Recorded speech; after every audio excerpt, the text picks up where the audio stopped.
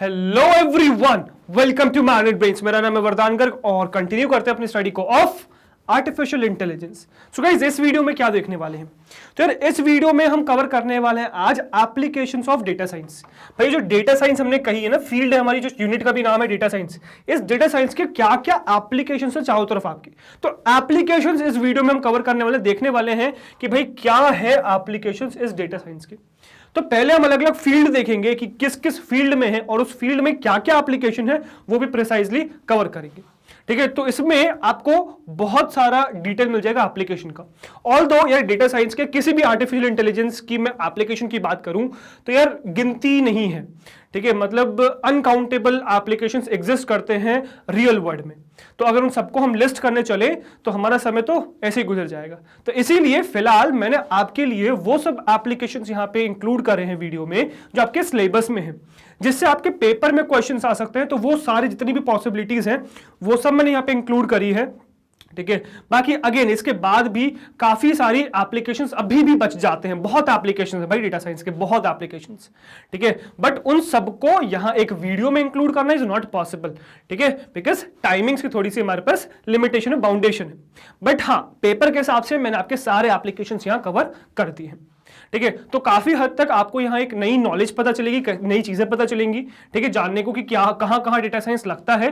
ठीक है, साथ में आप कैपेबल हो जाओगे पेपर में अपने क्वेश्चन को आंसर करने का। क्वेश्चन आएगा एप्लीकेशंस ऑफ डेटा साइंस बता दीजिए, तो वो भी आप आंसर बड़े अच्छी तरीके से कर पाएंगे। ठीक है, तो फटाफट चलिए शुरुआत करते हैं। तो जैसे आप लोग को पता है, फिलहाल हमारा क्लास 10th का आर्टिफिशियल इंटेलिजेंस का डेटा साइंस यूनिट चल रही है, जिसमें हम आज देखने वाले हैं एप्लीकेशंस ऑफ डेटा साइंस। ठीक है, चलिए शुरुआत करते हैं। तो सबसे पहले तो लिस्ट कर लेते हैं कि यार किस किस फील्ड में हम देखने वाले हैं। सो एप्लीकेशंस ऑफ डेटा साइंस की अगर मैं बात करूं तो ये सब फील्ड्स है। बैंकिंग है, बैंकिंग में fraud detection, risk modelling, customer services, ये सब है। इन सब के बारे में आपको आगे अंदर भी पता चल जाएगा जब हम डिटेल में इनको कवर कर रहे होंगे। ठीक है, बाकी फिर फाइनेंस हो गया। ठीक है, फाइनेंस और बैंकिंग ऑलमोस्ट सेम से है बट सेपरेट है थोड़े बहुत, क्योंकि फाइनेंशियल ऑर्गेनाइजेशंस एग्जिस्ट करती हैं विच आर जो बैंक से अलग है। राइट, जो बैंक से अलग है ऐसे फाइनेंशियल ऑर्गेनाइजेशंस एग्जिस्ट करती हैं। ठीक है, तो बैंक और फाइनेंस को हम साथ में मिक्स नहीं करेंगे, दोनों अलग अलग फील्ड्स हैं। ठीक है, इसमें डिसीजन मेकिंग, रिस्क एनालिटिक्स, ठीक है, फिर एल्गोरिथमिक ट्रेडिंग ये आ जाता है आपका फाइनेंस के अंदर। ऑल्दो यहां पे काफी हद तक एप्लीकेशंस आपको मर्ज होते हुए दिखेंगे, मतलब कोरिलेशन आपको इसमें यहां पे देखने को मिलेगा। ठीक है, इसके बाद अगर हम नेक्स्ट चले तो ट्रांसपोर्टेशन में है। ट्रांसपोर्टेशन में optimising vehicle performance, self driving cars, vehicle monitoring system, airline route planning, delivery logistics, ये सब आता है। फिर हेल्थ केयर में चले तो हेल्थ केयर में आपका आता है medical image analysis, drug discovery, diagnosis prediction, genetics and genomics. ठीक है, फिर ई कॉमर्स में अगर हम चले तो ई कॉमर्स में कस्टमर आइडेंटिफिकेशन, जैसे कि डिजिटल एडवर्टाइजिंग या ऑडियंस टारगेटिंग। ठीक है, फिर रिकमेंडेशन सिस्टम, फिर प्राइस कंपैरिजन वेबसाइट्स या सॉफ्टवेयर्स। ठीक है, इंटरनेट सर्च में चले तो सर्च एल्गोरिथम्स, रैंकिंग एल्गोरिथम्स। ठीक है, जिससे आपका सर्च होता है तो वो सब चीजें, रैंकिंग एल्गोरिथम्स, इनके बारे में डिटेल में आपको अंदर समझ में आ जाएगा। फिर गेमिंग वर्ड में चले तो गेमिंग वर्ड में बहुत ज्यादा यूजर्स का, improving user experience according to users, तो यूजर के हिसाब से यूजर एक्सपीरियंस को चेंज करना। ठीक है, तो वो भी आपको देखेंगे। फिर मैन्युफैक्चरिंग में बहुत ज्यादा यूज होता है इसका। ठीक है, maintenance scheduling, predicting problems, detecting anomalies. ठीक है, ऑटोमेटेड प्रोसेसेस, तो ये सब है एप्लीकेशन, ये सब फील्ड्स हैं। ठीक है, जो आपके एआई के एप्लीकेशंस हैं। ठीक है, फील्ड्स और उनके एप्लीकेशंस मैंने यहां लिस्ट कर रखे हैं जो आपके सिलेबस में है। ठीक है, जितने भी पॉसिबिलिटीज है वो सब। ठीक है, अब चलिए एक एक करके एक एक फील्ड उठाते हैं और उसके बारे में डिटेल में समझते हैं क्या है। ठीक है, सबसे पहला क्या है आपका, बैंकिंग है। अब बैंकिंग में अगर मैं बात बताऊं डेटा साइंस के एप्लीकेशन की तो बहुत सारा है भाई। ठीक है, 3 तो हमने यहां पे लिस्ट ही कर लिया अभी। So data science has a significant impact on the banking industry.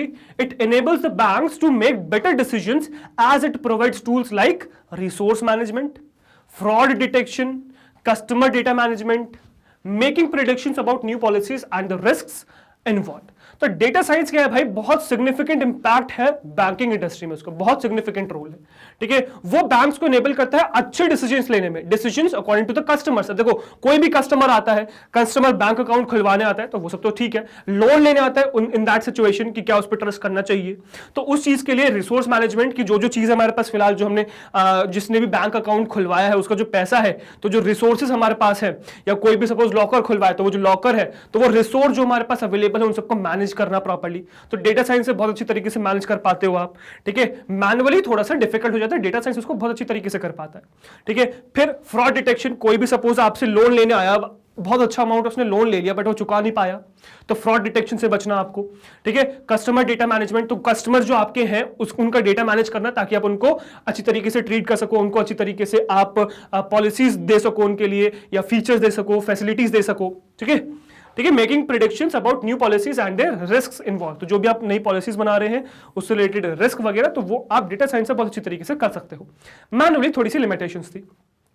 Customer services की बात करें, so banks are now able to provide better customer support as customer data can be better monitored with the help of data science. अब देखो customer से related data बहुत सारा है हमारे पास, ठीक है, कस्टमर से रिलेटेड डेटा बहुत सारा है, बिकॉज अगर आप कभी कोई बैंक में अकाउंट खुलवाने गए होंगे, अगर सपोज गए होंगे या तो अपना या फिर किसी अपने एल्डर के साथ आप किसी का उनका अकाउंट खुलवाने गए होंगे, तो आपने नोटिस किया होगा कितना सारा डॉक्यूमेंटेशन लगता है, कितनी सारी चीजें बैंक्स आपसे मांगते हैं। ऑल्दो ऑनलाइन हो गई चीजें तो काफी कम लगती हैं, बिकॉज आपके सिर्फ आधार कार्ड से, पैन कार्ड से काम चल जाता है, क्योंकि उसी से चीजें बहुत सारी लिंक्ड हैं, ठीक है, डिजिटल होने की वजह से। तो वो एक सिनेरियो अलग हो गया, ठीक है, क्योंकि उसमें आपको डेटा मैनुअली देना नहीं पड़ रहा, वो निकाल ले रहे हैं, बट डेटा बहुत सारा है। अब इस चीज को थोड़ा समय पहले जाके अगर आप इमेजिन करो तो पहले यार ये सब चीजें पेपर वर्क में फिल करनी पड़ती थी, पूरा डेटा प्रोवाइड करना पड़ता था अपनी तरफ से आपको, क्योंकि ऐसा कोई नंबर नहीं था, डिजिटली चीजें लिंक्ड नहीं थी, तो इंफॉर्मेशन आपको खुद प्रोवाइड करनी पड़ती थी। तो जो आप इंफॉर्मेशन प्रोवाइड कर रहे हो वो क्या है, डेटा ही तो है। अब क्योंकि बैंक्स के पास कस्टमर का डेटा बहुत सारा है, उस डेटा को बस एनालाइज करने की जरूरत है, एनालिसिस करने की जरूरत है, तो वो रास्ते खुले डेटा साइंस ने, ठीक है। So banks are now able to support able to provide better customer support, तो कस्टमर जो है उनको सपोर्ट अच्छा प्रोवाइड हो पा रहा है, बिकॉज उनके ऊपर मॉनिटरिंग बहुत अच्छी हो गई है। मतलब अब हमें पता है या बैंक्स वालों को पता है कि किस कस्टमर को कब जरूरत पड़ सकती है, with the help of what, with the help of data science, on the basis of their data, on the basis of their data, या क्या चीजों की उनको रिक्वायरमेंट्स है, कब हो सकती है, किस किस लेवल पे जाके रिक्वायरमेंट्स हो सकती है, तो वो सब चीजें यहां पे अवेलेबल है with the help of data science. मतलब डेटा साइंस की मदद से बैंक्स को पता चल पा रहा है। They can analyse patterns and suggest offers based on the customers interest. Even ये एनालाइज कर लेते हैं पैटर्न्स को according to their purchase, according to their transactions, पूरे ट्रांजैक्शन की हिस्ट्री है उनके पास। ट्रांजैक्शंस की हिस्ट्री भी क्या है, डेटा ही तो है।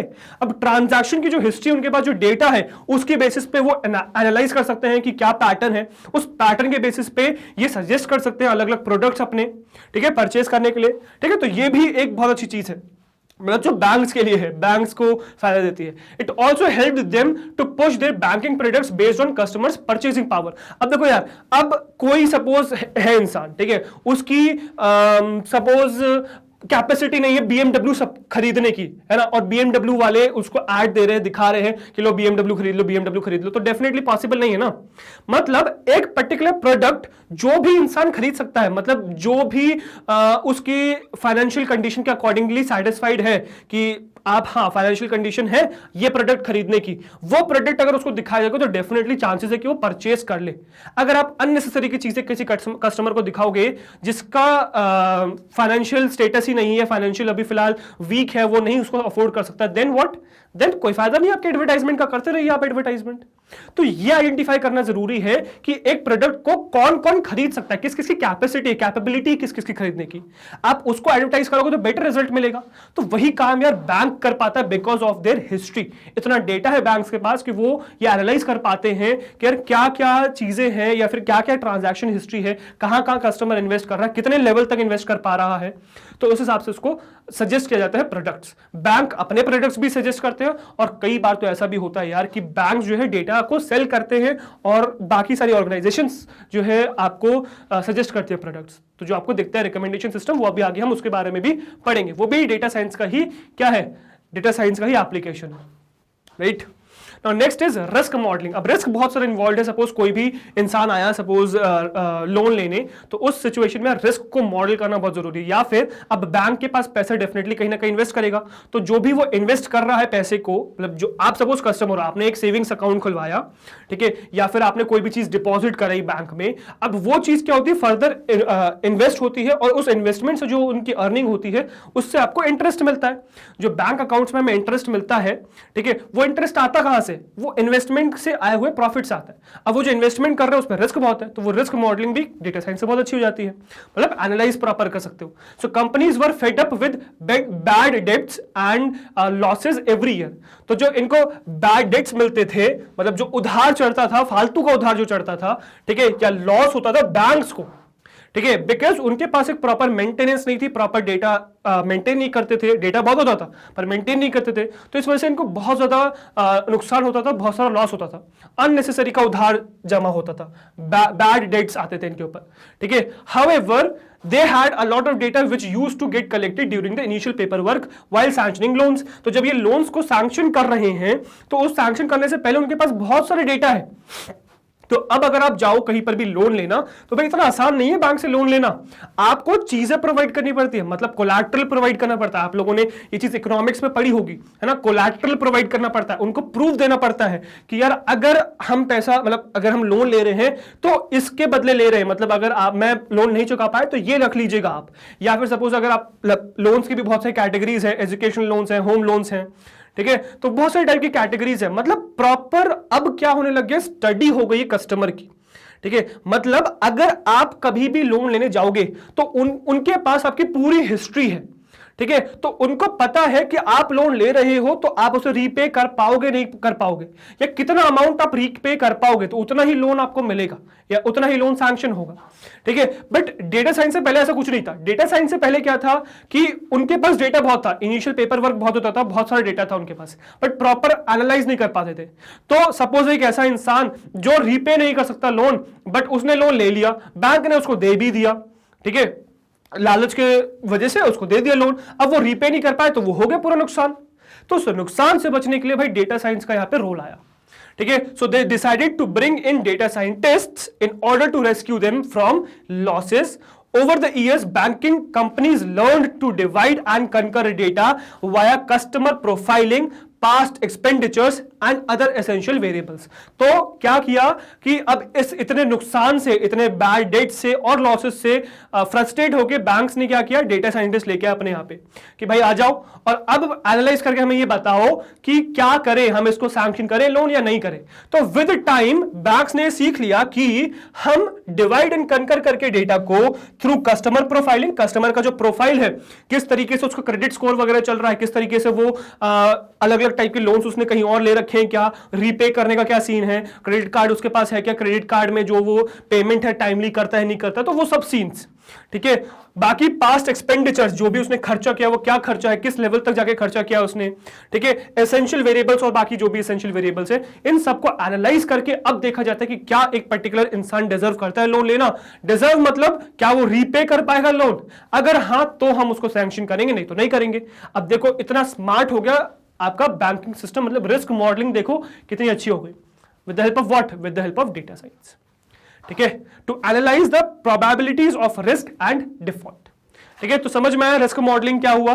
तो इस वजह से प्रॉपर डेटा साइंस के एनालिसिस की वजह से अब बैंक से कैपेबल हो गए हैं कि जो डिजर्व करता है या जो रीपे कर सकता है लोन उसी को दे, या फिर एटलीस्ट बैंक को रिस्क पता हो पहले से ही कि हाँ यार इसके साथ प्रोबेबिलिटी है कि ये नहीं कर पाएगा पे, बट अगर आप देना चाहते तो दे दो यार, ठीक है, तो वो आपके ऊपर है, राइट। तो डेटा साइंस आपको पहले आंसर कर देता है क्वेश्चन का, राइट। चलो इसके बाद बैंकिंग ने फ्रॉड डिटेक्शन में भी बहुत सारा डेटा साइंस का यूज किया है। So fraud detecting companies are employing artificial intelligence into their software to detect fraud even before it takes place, ठीक है। तो फ्रॉड होने से पहले ही उसको डिटेक्ट करना, फ्रॉड डिटेक्शन बोली इसलिए रहे कि फ्रॉड होने से पहले ही ये डिटेक्ट कर लिया जाए कि फ्रॉड होने वाला है, अब इस चीज को यहीं पर रोक दिया जाए, ठीक है। So artificial intelligence provides enhanced monitoring of online payments and response in real time to possible fraud cases, to actually to avoid होना चाहिए, to avoid fraud cases।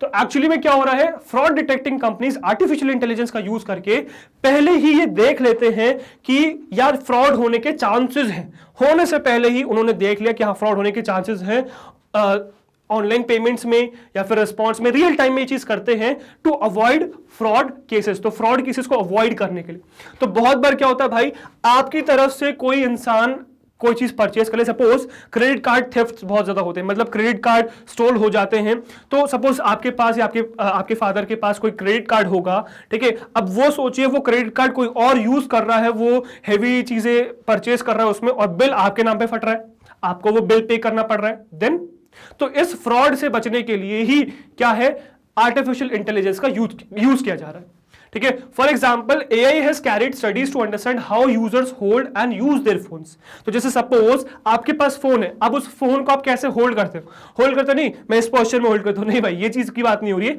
ये एनालाइज करना कि आप अपने फोन को कहां यूज करते हो, पर्टिकुलर एप्स पे किस ऐप पे ज्यादा टाइम देते हो, उस ऐप पे क्या आप चीजें कर रहे होते हो, या क्या आपका टाइमिंग से वो चीज करने का, किस टाइम पे आपका फोन एक्टिवेट ज्यादा होता है, मतलब एक्टिविटीज आपके फोन पे किस समय पे सबसे ज्यादा होती हैं, किस समय पे कम होती हैं। तो ये सब चीजें प्रॉपर्ली एनालाइज करके रखी गई हैं, ठीक है। ऑल्दो यहां पे डेफिनेटली यहां केस आ जाता है प्राइवेसी का, तो यार स्टार्टिंग में मैंने आपको ये बताया था प्राइवेसी का कंसेप्ट तो आता है यार, एआई में प्राइवेसी तो आती ही आती है, ठीक है, कि आप अपनी प्राइवेसी खो रहे हो, डेटा दे रहे हो तो प्राइवेसी तो खो ही रहे हो, बट हां आप फ्रॉड से जरूर बच रहे हो, बिकॉज अब उन ऑर्गेनाइजेशंस के बाद पूरा रिकॉर्ड है कि आप इस समय में एक्टिव रहते हो। सपोज मैं अगर एक बात कहूं तो सपोज शाम के समय after 6 to suppose 10 you are very active on phones, but जो दोपहर का समय है विच इज फ्रॉम 2 to 6 आप एक्टिव नहीं हो, फोन्स यूज नहीं करते हो, है ना, बल्कि इवन उठाते भी नहीं हो, ये ऑलरेडी कंपनी ने देख रखा है, एनालाइज कर रखा है। अब सपोज कोई पेमेंट, बहुत हैवी पेमेंट उस समय में 2 से 6 के बीच में हो रही है, सपोज 3 बजे हो रही है, बिल्कुल पीक टाइम पे पेमेंट हो रही है, तो अब कंपनीज को पता है यार कि इस समय तो हमारा यूजर फोन उठाता ही नहीं है, पेमेंट कैसे हो रही है, मतलब फ्रॉड के चांसेस हैं, तो ऑथेंटिकेशन लेवल बढ़ जाएगा, डेफिनेटली वो पेमेंट कैंसिल नहीं कर दी जाएगी, ऑथेंटिकेशन लेवल बढ़ जाएगा, मतलब ये इंश्योर करने के लिए भाई आप ही हो, इस चीज को बढ़ा दिया जाएगा बायोमेट्रिक की मदद से, ठीक है, तो बायोमेट्रिक की मदद से ये चीजें बढ़ जाएंगी, तो सिक्योरिटी बढ़ जाएगी, डेफिनेटली प्राइवेसी का तो इशू आता ही आता है। अगर हम इस पॉइंट को कंप्लीट करें, if someone else besides the owner unlocks the phone, the AI platform will recognise the person is not the owner. नहीं कर मतलब जैसे ही पता चल गया एआई को कि नहीं यार ये ओनर नहीं है, तो अब उसके खिलाफ जो है डेफिनेटली एक्शन लिया जाएगा, ठीक है। Now this will improve the end user interaction, AI allows customers to revisit abundant cards and perform low risk transactions by using real time geo location. अच्छा, इसका एक और रोल भी है, ठीक है, तो ये तो पहला पॉइंट तो कंप्लीट हो गया कि आपका जो है एंड यूजर एक्सपीरियंस बढ़ जाता है, किस तरीके से मतलब आप फ्रॉड से बच जाते हो, तो फ्रॉड डिटेक्शन के लिए आप इसका यूज कर रहे हो एआई का, वो समझ में आ गया, थ्रू एनालिसिस कि आप किस तरीके से होल्ड करते हो, यूज करते हो फोन को, इसको एनालाइज करके फ्रॉड डिटेक्ट कर रहे हैं, ठीक है।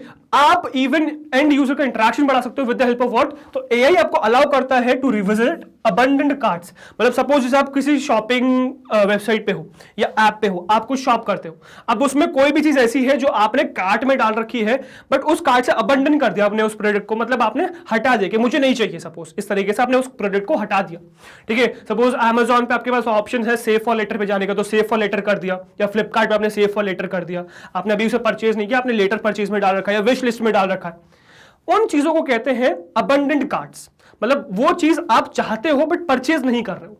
अब इस चीज को कंपनी एनालाइज करके आपको एक अच्छा एक्सपीरियंस प्रोवाइड कर सकते हैं, जैसे कि सपोज अब ये एनालाइज करके कि आप किस तरीके से यूज करते हो फोन को, या उस ऐप को कैसे यूज करते हो, सर्फ कैसे करते हो, क्या आप प्राइस कोई पर्टिकुलर प्रोडक्ट अगर आप परचेज कर रहे हो तो क्या आप उसको कंपेयर करते हो, तो उस बेसिस पे ये पता चल सकता है कि क्या आपको किस चीज से प्रॉब्लम है, मतलब प्राइस से प्रॉब्लम है, डिलीवरी ना होने से प्रॉब्लम है, डिलीवरी चार्ज होने से प्रॉब्लम है, तो ये सब चीजें एनालाइज करके वो अबंडेंट कार्ड्स को, जो आपने कार्ड्स में जो चीजें डाल रखी है जो आप परचेज नहीं करना चाहते हो, वो भी आपको परचेज करवा दी जाएगी। तो आपने एक चीज कई बार नोटिस करी होगी कि कई बार कोई प्रोडक्ट आपके कार्ट में पड़ा हो तो एकदम से उसका प्राइस गिर गया, एकदम से उसका प्राइस बढ़ गया, ठीक है, वो क्यों होता है, वो चेंज इसलिए होता है ताकि आप उस प्रोडक्ट को परचेज कर लो, ठीक है। तो ये सब काम होता है, तो लो रिस्क ट्रांजैक्शंस में आप मतलब लो रिस्क में मतलब कम आपके पास रिस्क है, ठीक है, आप उसको परचेज कर लो, ठीक है। और ये कैसे होता है, रियल टाइम जियो लोकेशन की मदद से होता है, ठीक है। Physical biometric scanners, face ID and other behavioural analytics to detect fraud, तो फ्रॉड को डिटेक्ट करने के लिए इवन आपका ये यूज किया जाता है, बायोमेट्रिक स्कैनर्स का यूज किया जाता है, अदर बिहेवियरल एनालिटिक्स का यूज किया जाता है। AI could be the solution to customer retention and this could increase sales and the number of online payments। अब यही जो रिटेंशन है ना, कस्टमर का रिटेंशन है, ठीक है, मतलब कस्टमर जाने का जो रिटेंशन है, इसका सोल्यूशन है भाई AI, ठीक है, और इस वजह से आपकी सेल्स बढ़ सकती है और इवन ऑनलाइन पेमेंट्स, ठीक है, अगर आप फ्रॉड डिटेक्शन में कंफर्म हो। तो सीन ये है कि भाई यही कि आपके फोन को एनालाइज करके प्रॉपर्ली आपको जो चीज आपने अबंडन कर दी उसको प्रोडक्ट को परचेस करने में हेल्प करता है, ये डिटेक्ट करने में कि यार आप ही पेमेंट कर रहे हो नहीं कर रहे हो, कोई फ्रॉड तो नहीं हो रहा है। तो वो सब चीजें से बच के आप क्या कर सकते हो, आपको अट्रैक्ट कर सकते हो उस प्लेटफॉर्म पे, और आपको अब आप क्या हो जाओगे, अब आप रेडी हो जाओगे कि हाँ यार हम परचेस कर सकते हैं चीज को। तो ये सीन है आपका बैंकिंग सिस्टम में। तो ये सब एप्लीकेशन है बैंकिंग के। इसके बाद अगर हम फाइनेंस में चले तो फाइनेंस का और खतरनाक काम है, ठीक है। So the earliest applications of data science were in finance only. तो सबसे पहले जो डेटा साइंस का यूज शुरू हुआ था वो फाइनेंस से ही तो हुआ था। तो फाइनेंस सबसे पहला ही प्लेटफॉर्म था जहां से डेटा साइंस का यूज शुरू हुआ था, राइट। जैसे कि रिस्क एनालिटिक्स में, अब रिस्क एनालिटिक्स बिल्कुल आपका बैंकिंग वाला ही हो गया, जैसे बैंकिंग में रिस्क एनालिटिक्स था वैसे यहां पर भी है। So the finance industry just like the banking industry has used data science tools to automate the process of risk analysis. This has helped make better decisions which have a low risk and high profit value. तो वही again वही automatically चीजों को कर दिया गया है AI की मदद से, डेटा साइंस की मदद से। अब रिस्क जो है ऑटोमेटिकली इवैल्यूएट होता है, डिसीजंस लिए जाते हैं लो रिस्क और हाई प्रॉफिट के साथ, ठीक है। तो वही सेम है। अच्छा, नया है यहाँ पे भाई algorithmic trading. Now what is algorithmic trading? तो सपोज मैं एक स्टॉक मार्केट का या फिर कहीं का भी आप एग्जांपल ले लो, bitcoin is trending right now, तो इनका एग्जांपल ले लो अगर आप। तो सपोज स्टॉक मार्केट है, स्टॉक मार्केट में आपको कुछ भी परचेज करना है तो आपको मार्केट एनालाइज करना पड़ेगा। मतलब एज अ ह्यूमन बीइंग मैं अगर स्टॉक मार्केट में उतरा हूं कुछ भी स्टॉक को परचेज या सेल करने के लिए, तो मुझे स्टॉक मार्केट को एनालाइज करना पड़ेगा, स्टॉक को, फिर उसको परचेज या सेल खुद करना पड़ेगा। एल्गोरिथमिक ट्रेडिंग में क्या होता है कि डेटा साइंस की मदद से हम एक ऐसे एल्गोरिथम्स बनाते हैं जो मार्केट को खुद ब खुद एनालाइज करेंगे, देखेंगे कि यार ये सही समय है इसमें एक पर्टिकुलर स्टॉक को खरीद लेना चाहिए, है ना। फिर मार्केट को एनालाइज करेंगे, फिर कहेंगे कि ये सही समय है इस समय परचेज मतलब सेल कर देना चाहिए, ठीक है। तो वो काम खुद ऑटोमेटिकली हो रहा होगा। तो एल्गोरिथमिक ट्रेडिंग की मदद से आप ये चीज अचीव कर सकते हो कि ऑटोमेटिकली ट्रेडिंग हो जाए अकॉर्डिंग टू द रिस्क, और वो सब इन्वॉल्व करके मतलब फ्यूचर प्रेडिक्शन करके कि यार ये पर्टिकुलर स्टॉक है, इसका प्राइस इस तरीके से चेंज हो सकता है, इस तरीके से जा सकता है। तो वो एनालाइज करके उसमें से बेस्ट टाइम चूज करके उसको परचेज या सेल किया जा सके, ऐसा कर सकता है डेटा साइंस। तो एल्गोरिथमिक ट्रेडिंग का बहुत बड़ा फायदा उठा रहे हैं फाइनेंस कंपनीज, ठीक है। So data science is a crucial factor in algorithmic trading. Algorithms are made to analyze the market automatically to sell and purchase goods, ठीक है। तो ऑटोमेटिकली क्या किया जाता है, एनालाइज किया जाता है मार्केट को, ताकि आप पर्टिकुलर गुड को, अब गुड में क्यों लिखा है यहाँ पे, क्योंकि यहाँ पे सब कुछ आ जाता है यार। यहाँ पे स्टॉक्स भी आ जाते हैं, बिटकॉइंस भी आ जाते हैं, मतलब क्रिप्टोज भी आ जाते हैं, क्रिप्टो करेंसी भी आ जाती है, आपकी कमोडिटीज आ जाती हैं, है ना, गोल्ड कोल वगैरह सब कुछ आ जाता है। तो सबको मैंने इसमें से गुड्स यहाँ पे लिख दिया है। तो उस सबका प्राइस को पूरा एनालाइज करके ऑटोमेटिकली परचेज या सेल कर सकते हैं, ठीक है। बाकी decision making, so machine learning algorithms used on vast amounts of customer data have enhanced cost efficiency and helped achieve better customer relations, ठीक है। It has enabled the computers to predict customers lifetime value and analyze their interest। अब decision making में भाई बहुत help करते हैं, because finance में आपको कस्टमर के साथ एक अच्छा रिलेशनशिप बनाने की जरूरत है, ठीक है। तो ये अब डेटा साइंस की वजह से आप प्रिडिक्ट कर सकते हो कस्टमर के लाइफ टाइम वैल्यू, यार वो पूरी जिंदगी में कितना वैल्यूएबल है पर्टिकुलर कस्टमर, एक पर्टिकुलर कस्टमर कितना वैल्यूएबल, तो उसकी लाइफ टाइम वैल्यू पता चल जाएगी आपको। आप एनालाइज कर पाओगे उसके इंटरेस्ट, तो उसके हिसाब से आप उसको चीजें सजेस्ट कर पाओगे, ठीक है। Also techniques like natural language processing and data mining have contributed to the transformation of information for better maintenance and governance that help to increase the profitability of companies. तो इन सब की मदद से आप कस्टमर्स को स्टडी कर सकते हो, उनके इंटरेस्ट जान सकते हो, उनको प्रोडक्ट्स परचेज करा सकते हो, क्योंकि रिकमेंड करोगे उनकी नीड की चीजें तो डेफिनेटली वो परचेज करेंगे तो डेफिनेटली आप प्रॉफिटेबल होगे, मतलब प्रॉफिट आपको डेफिनेटली मिलेगा, ठीक है। तो वो सब डिसीजन मेकिंग का काम भी डेटा साइंस की मदद से, मशीन लर्निंग की मदद से हो रहा है, ठीक है, फाइनेंस इंडस्ट्री में। समझ में आया? तो ये था भाई आपकी फाइनेंस इंडस्ट्री, ठीक है। नेक्स्ट आपका आता है भाई ट्रांसपोर्ट, ठीक है। अब ट्रांसपोर्ट में सबसे पहला पॉइंट है ऑप्टिमाइजिंग व्हीकल परफॉर्मेंस। तो व्हीकल की परफॉर्मेंस इंप्रूव करके काफी सारी चीजें यूटिलाइज करी जा रही है। Data science is proving itself very useful in creating self driving environments safer driving environments for drivers. So drivers के लिए एक सेफर ड्राइविंग एनवायरमेंट्स क्रिएट कर रहे हैं because of automatic driving. Self driving car जो बन रही है उसका पर्पस, ठीक है, it is contributing a lot in the field of optimisation of vehicle performance by providing greater autonomy to drivers. ठीक है, तो अब क्या हो रहा है, देखो यार, सेल्फ ड्राइविंग कार एक बिल्कुल ही इनहैंस्ड फीचर है जिसमें ड्राइवर की जरूरत ही नहीं है। बट अगर हम उससे थोड़ा सा पीछे आए, थोड़ा सा नीचे आए, तो सीन ये है कि कार्स में भी ऑटोमेटिक फीचर्स आ रहे हैं ना, ऑटोमेटिक एयरबैग्स का खुल जाना, automatic gear shifting, automatic music control systems. तो कार्स में ही अलग अलग फीचर्स आ रहे हैं ऑटोमेटिक, ठीक है, सेल्फ गवर्नेंस वाले, जिससे क्या होता है कि जो आपका ड्राइवर है उसका एक्सपीरियंस बढ़ जाता है। ठीक है, तो वही ऑप्टिमाइजिंग व्हीकल परफॉर्मेंस। तो व्हीकल जो परफॉर्म हो रहा है उसकी परफॉर्मेंस इंक्रीज करना। तो सपोज कभी ऐसा होता है कि आपकी कोई भी चीज में प्रॉब्लम आती है, व्हीकल आपको बताने लग जाए कि मेरे में ये प्रॉब्लम आ रही है, सही करा दो। ठीक है, तो अगर ऐसा होने लग जाए तो कितना फायदा होगा। तो यस, इस चीज में हम यूटिलाइज कर रहे हैं डेटा साइंस का कि अब आपकी गाड़ी आपको बताएगी कि मुझ में ये कमी है, ये सही करा दो मुझ में।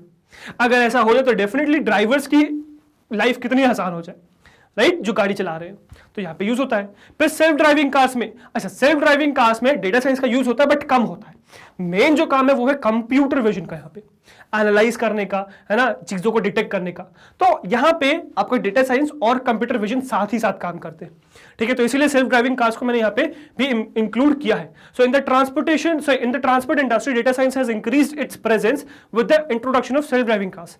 सो अगर मैं डेटा साइंस की प्रेजेंस कहूं ट्रांसपोर्ट इंडस्ट्री में, तो बढ़ गई है because of what, because of self driving cars. ठीक है, these cars make use of reinforcement learning, जो मैंने आपको सिखा रखा है। अगर आपने वीडियो नहीं देखी तो वीडियो देखिए। ठीक है, रीइंफोर्समेंट लर्निंग अच्छी तरीके से समझा रखा है मैंने। And detection algorithms. अब डिटेक्शन एल्गोरिथम्स के लिए कंप्यूटर विजन का यूज होता है, जो हम आगे पढ़ेंगे। आगे आने वाले यूनिट्स में कंप्यूटर विजन में हम एल्गोरिथम देखेंगे डिटेक्शन का भी। ठीक है, the advancement of data science has transported self-driving cars out of the regions of fiction to reality। तो जो चीज कभी एक फिक्शन मूवीज में आती थी, है ना, फिक्शनल मानी जाती थी, वो रियलिटी में आ गई है, वो है सेल्फ ड्राइविंग कार्स, राइट। तो ये एक मेजर इंपॉर्टेंस है या मेजर की रोल प्ले करते हैं ट्रांसपोर्टेशन में। Vehicle monitoring system. So several transportation companies such as Uber are using data science for price optimization and providing an enhanced experience to their customers। अब देखो बहुत important factor है, ठीक है। आपने बहुत बार उबर, ओला बुक करते हुए, कैब्स बुक करते हुए, रैपिडो बुक करते हुए आपने ये देखा होगा कि एक समय पे कुछ प्राइस है, कुछ और समय पे कुछ और प्राइस है। मतलब दोपहर के समय प्राइस सपोज हो सकता है कम हो, रात के समय प्राइस ज्यादा हो जाता है। ठीक है, जब वीक एंड्स है तब प्राइस ज्यादा है, वीक डेज में प्राइस कम है। कोई फेस्टिवल चल रहा है, प्राइस एकदम से बढ़ गया। तो ये सब कैसे हो रहा है? या फिर ऐसा भी हो सकता है कि सपोज कोई बिजी समय चल रहा है, उस समय आपके चारों तरफ, आपके एरिया के चारों तरफ बहुत सारे ड्राइवर्स एग्जिस्ट करते हैं। ठीक है, किसी के भी हो सकते हैं उबर, ओला या फिर रैपिडो, किसी के भी हो सकते हैं, ज्यादा हो गए। कैसे हो पा रहा है, कैसे पता चल रहा है इन कंपनीज को कि ऐसा कुछ हो रहा है? मतलब ये नीड है तो हमें ये चीज प्रोवाइड करनी चाहिए। इन कंपनीज को पता कैसे चल रहा है चीज? तो यहां पे एक्चुअली में यूज किसका है? यहां पे यूज है आपका डेटा साइंस का। तो यहां पे आप डेटा साइंस का यूज करते हो टू एनालाइज द मार्केट कि यार किस समय कस्टमर को जरूरत है, किस समय बहुत ज्यादा इमरजेंसी होती है तो we can charge from the customers, किस समय नहीं होती है, किस समय वो बाकी चीजों के लिए ढूंढते हैं तो हमें प्राइस कम ऑफर करना चाहिए। तो वो सब चीजें यहां पे हेल्प करती है डेटा साइंस इन कंपनीज को। ठीक है, तो उसी तरीके से उबर जैसी एक कंपनी हो गई, ये डेटा साइंस का यूज करते हैं प्राइस ऑप्टिमाइजेशन के लिए या कस्टमर्स को एनहांस्ड एक्सपीरियंस प्रोवाइड करने के लिए। ठीक है, तो ये चीज प्रोवाइड करने के लिए डेटा साइंस का यूज करते हैं ये सब companies. With the help of powerful predictive tools they now predict the price based on parameters such as weather patterns, availability of transport, customers location, etcetera very precisely. अब because of data science इनके पास ऐसे prediction के tools है, predictive tools हैं, इतने powerful है ये प्रिडिक्टिव टूल्स कि ये प्रिडिक्ट कर सकते हैं कि यार आगे आने वाले समय में हमें क्या प्राइस रखना चाहिए।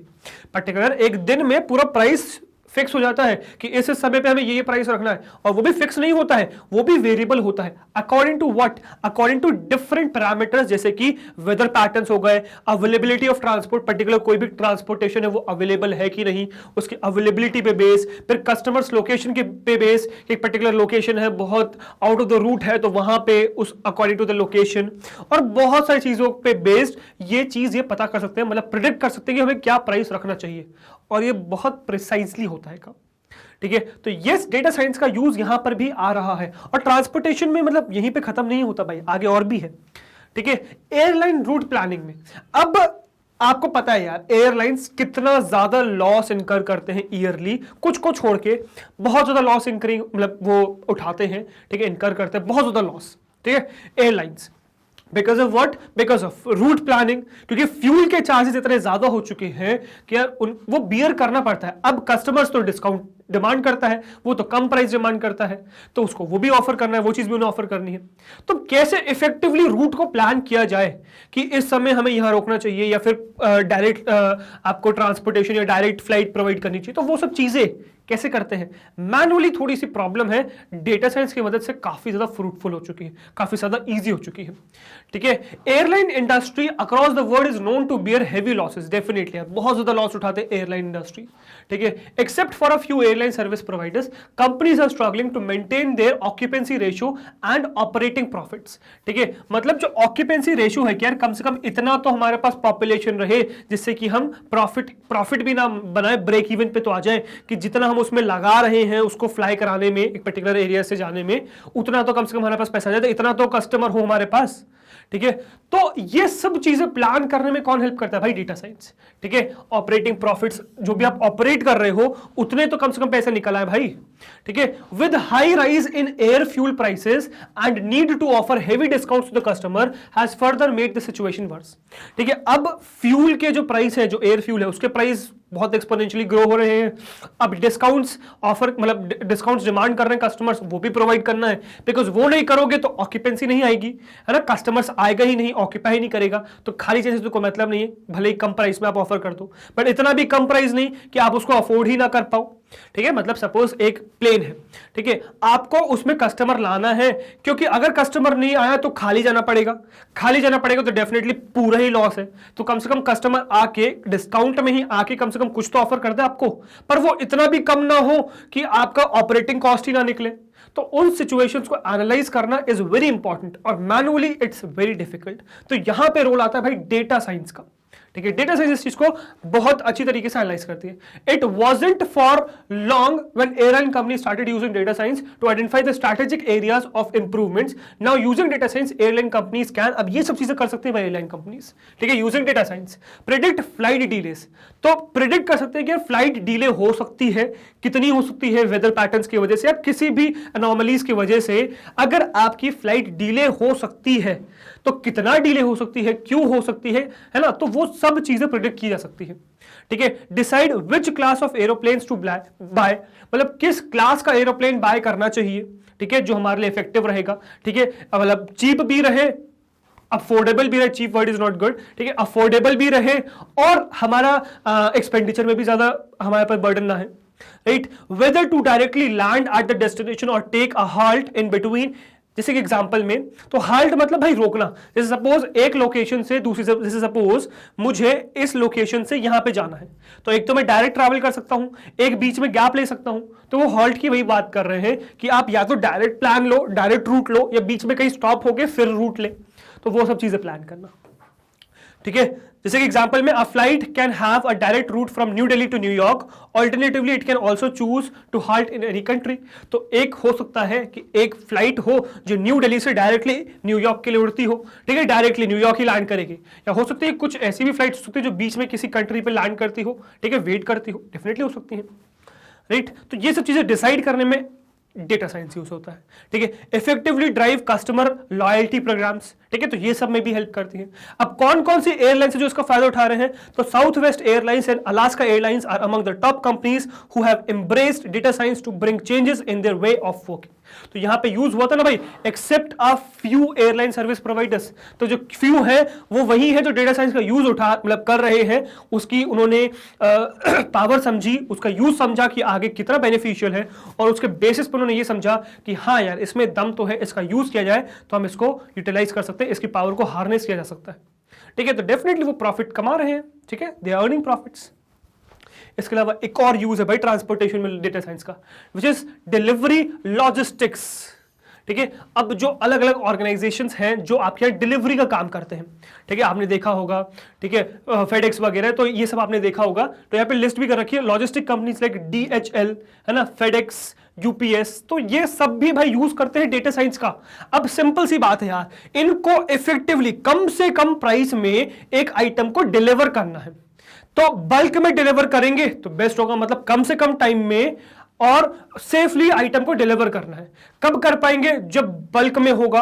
बल्क में भी ये चीज एनालाइज करना कि किस हिसाब से ग्रुप्स बनाए जाएं कि एक पर्टिकुलर लोकेशन को आप कवर कर सको, यहां से यहां इस ग्रुप को लेके जा सकता है, फिर उसको हम डिवाइड करके फिर यहां से यहां लेके जा सकते हैं। तो वो सब पूरी ग्रुप की प्लानिंग करना। जैसे सपोज आपका कहीं भी किसी भी कंट्री से, सॉरी किसी भी आपकी सिटी से सपोज एक पैक हुआ, सपोज ये सिटी 1 है, यहां से बहुत सारे आइटम्स पैक हुए। अब ये सिटी 1 से सिटी 2 तक आए, ठीक है, बिकॉज ये कॉमन था। अब सिटी 2 से आपको सिटी 3 जाना है, ठीक है, सिटी 4 जाना है, फिर सिटी 5 जाना है, ठीक है। तो इनको साथ मतलब इनको फिर अब बाइफरकेट कर दिया। अब ऐसा भी तो हो सकता था कि पहले आप ऐसा करते थे कि सिटी 1 से सिटी 5 सीधे जा रहे हो, सिटी 1 से सिटी 3 सीधे जा रहे हो अलग अलग समय में, तो आप लॉस इनकर कर रहे हो, लॉस बियर कर रहे हो, या कस्टमर को आप वो मनी कह रहे हो पे करने के लिए, अब कस्टमर को बहुत ज्यादा लग रहा है वो पैसा, तो वो आपको पे नहीं कर पा रहा है, तो ये भी तो हो सकता है। तो इस चीजों की वजह से डेटा साइंस का यूज करके ये रूट को प्रॉपरली प्लान करा गया और इसका फिर प्राइस जो कॉस्ट है वो रिड्यूस किया गया ताकि कस्टमर को बेस्ट चीजें ऑफर की जा सके। ठीक है, so logistic companies like DHL, FedEx, UPS have used data science to improve their operational efficiency. तो ऑपरेट करने की जो एफिशिएंसी है वो उन्होंने बढ़ाई। ठीक है, using data science these companies have discovered the best routes to ship. ठीक है, तो इन्होंने डेटा साइंस की मदद से बेस्ट रूट निकाल लिया है शिपिंग के लिए कि कौन सा वो बेस्ट रूट है जिसमें हम शिप करते चीज को, ठीक, कोई भी आइटम को। The best suited time to deliver, कौन सा वो बेस्ट समय है जिसपे उसको डिलीवर करना चाहिए, या फिर वेदर अनोमलीज आ सकती है, जो भी पर्टिकुलर रीजन है, कोई भी वेदर खराब हो सकता है, तो उस चीज को पहले आप एनालाइज कर सकते हो। ठीक है, the best mode of transport to choose thus leading to cost efficiency. ये सब चीजें मिला के फाइनली देना क्या वाले हैं आपको? कॉस्ट एफिशिएंसी देने वाली है। मतलब आप इफेक्टिवली ये सब चीजें काम कर सकते हो, है ना, कॉस्ट इफेक्टिव रहेंगी चीजें। ठीक है, and many more to mention. Furthermore, the data that these companies generate using the GPS, अब देखो ये चीजें, कोई भी पर्टिकुलर आइटम आपका क्या हो रहा है, ट्रांसपोर्ट हो रहा है इधर उधर, तो जीपीएस को फॉर्म में, मतलब ग्लोबल पोजीशनिंग सिस्टम के फॉर्म में, जो आपकी लोकेशन है, जो भी ट्रांसपोर्ट है, या पर्टिकुलर जो भी आपका बॉक्स है, उसमें भी हम जीपीएस डिवाइसेस लगा सकते हैं, तो उसकी मदद से उसकी लोकेशन से जो डेटा जनरेट हो रहा है भाई वो बहुत ज्यादा है। ठीक है, using the GPS installed provides them a lot of possibilities to explore using data science, क्योंकि data science is all about data.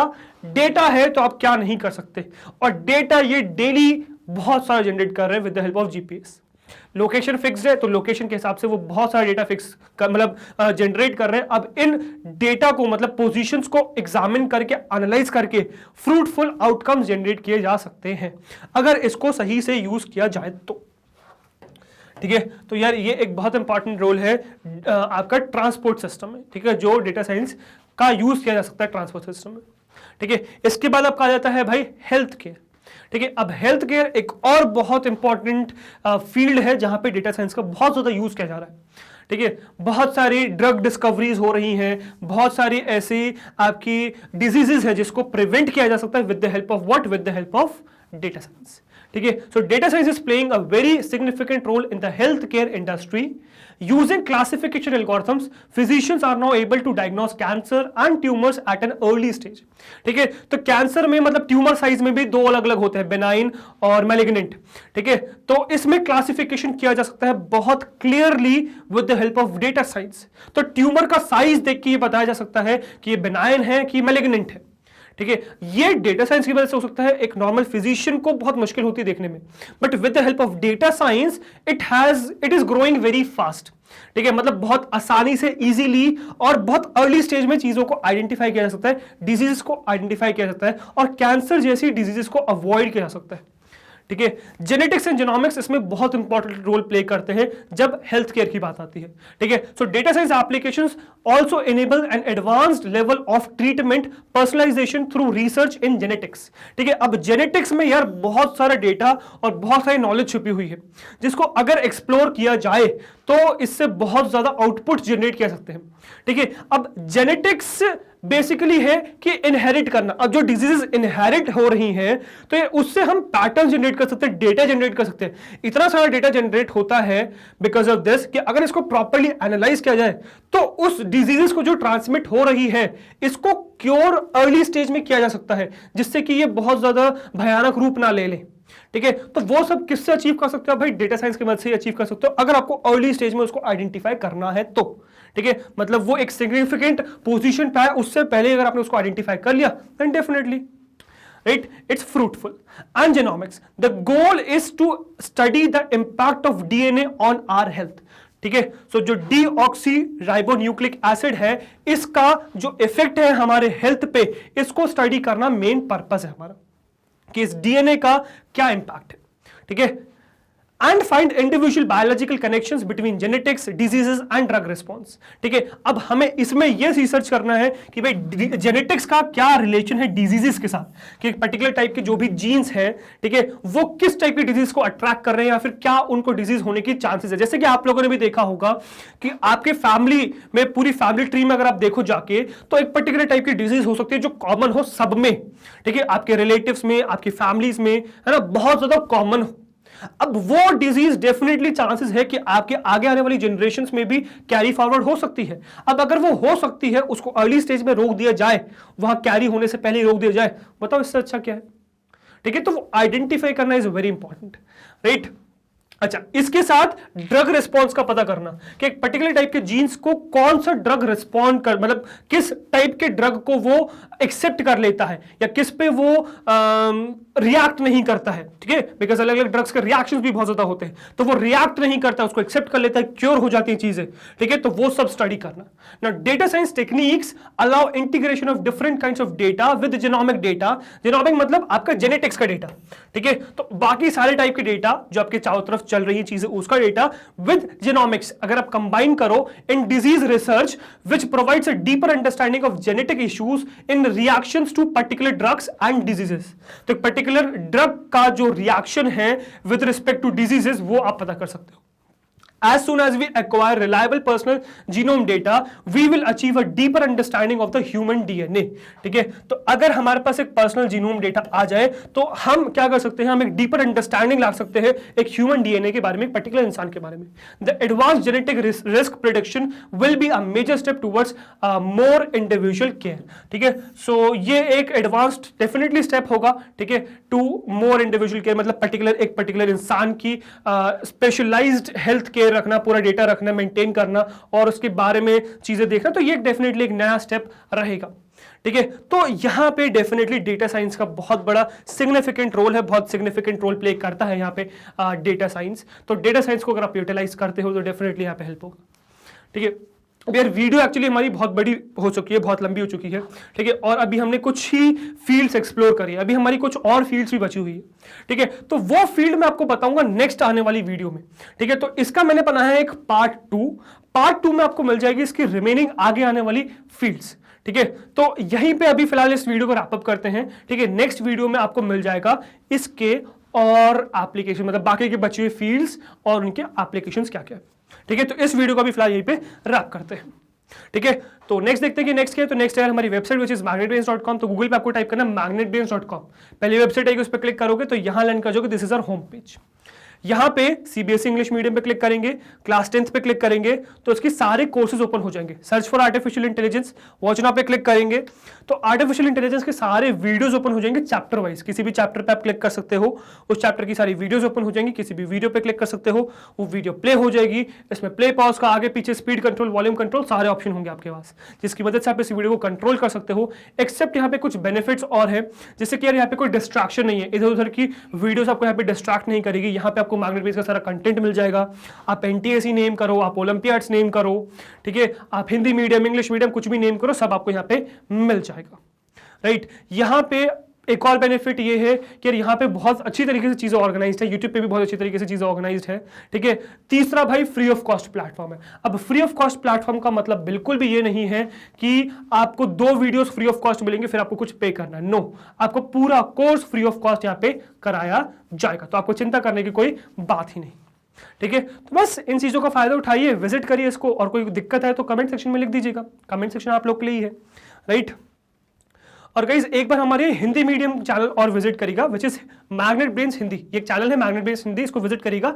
यहाँ पे आपको हिंदी मीडियम के सारे कोर्सेज ऊपर मिल जाएंगे, ठीक है, और डिटेल में वो सब कराए जाएंगे। तो एक बार इसको विजिट करिए और देखिए कि आपके लिए क्या मतलब ये नई चीज लाते हैं, राइट। और गाइस अगर आपको हमारा कंटेंट पसंद आ रहा है, वीडियोस अच्छी लग रही है, प्लेलिस्ट पसंद आ रही है ना, अगर आपको लगता है कि आप हर रोज हमसे कुछ नया सीख रहे हैं, अगर आपको लगता है कि आपको आपके एग्जाम्स में हेल्प हो रही है हमारी वजह से, तो हमारे साथ यानी कि मैग्नेट ब्रेन्स से जुड़े रहिए, बिकॉज हम लाते हैं आपके लिए किंडरगार्टन से क्लास 12 तक हर कोर्स फ्री ऑफ कॉस्ट। हर कोर्स में हम आपके साथ हैं, सो वी एक्सपेक्ट आप भी हमारे साथ इस तक से बने रहेंगे, राइट। मैं आपसे मिलता हूं नेक्स्ट वीडियो में। Till then good bye, thank you very much.